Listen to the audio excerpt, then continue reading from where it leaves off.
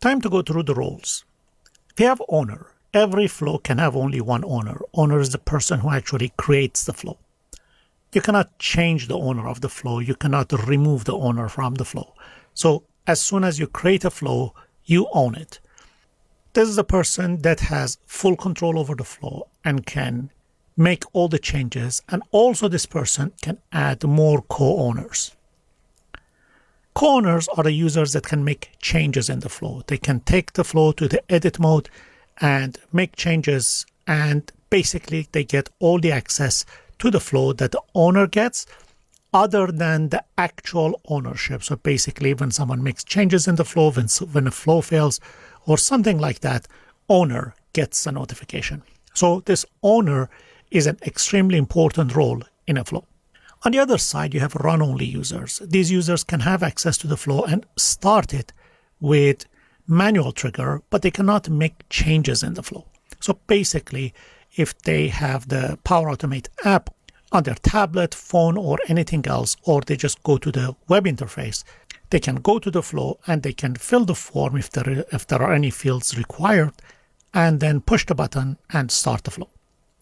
Now, it seems like adding the users is as simple as adding them to a group.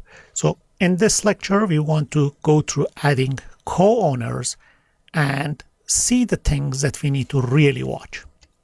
Generally, I would say adding a co-owner is easy. Just watch out for those embedded connections. What does that mean? Imagine you have user 1 and user 2. User 1 is the owner of this flow. This flow has two connections to two databases, to SharePoint sites, to mailboxes, or anything else. So basically, these connections are already created and owner actually created them. Maybe he or she put the email address and the password that has full access to all these content.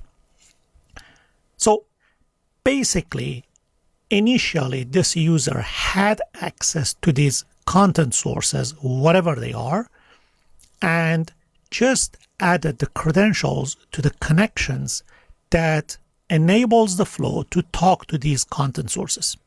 Now, imagine that user 1, who is the owner of the flow, adds user 2 as the co-owner. As soon as user 2 is added, lots of things will change. Let's assume that user 2 did not have any access to these databases. We just add this user to the flow, but as soon as we add him or her to this flow co-owners list, immediately this person gets access to everything that flow had access to through the connections. This person cannot directly go to these content sources, but through the flow can get access to anything that these connections can get access to. So always be careful when you're assigning someone else as the co-owner. That co-owner can get access to a lot more than what you think. And it doesn't really necessarily mean the flow. This person can use that connection and query the content that they are not even part of the flow.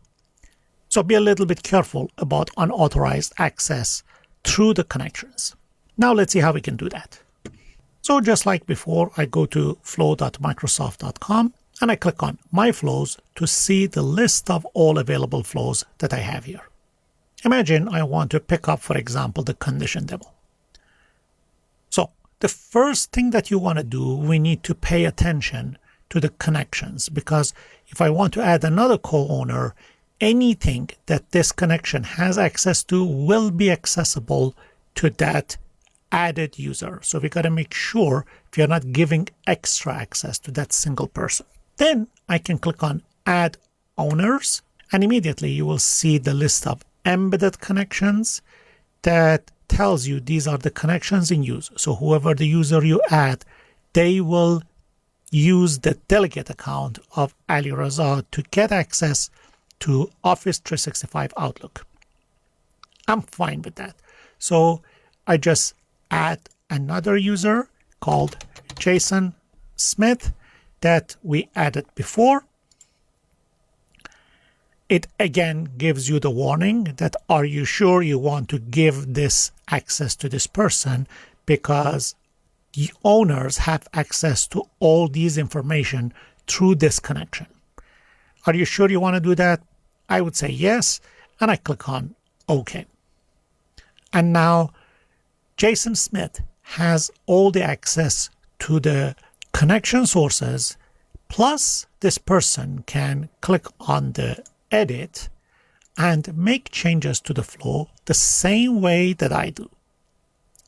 The only difference is that anytime he makes changes and saves it, I will get a notification that one of your flows has been modified. That was all about adding a co-owner. Now let's go to run only users and see how those users can actually find the flow that they have and run it.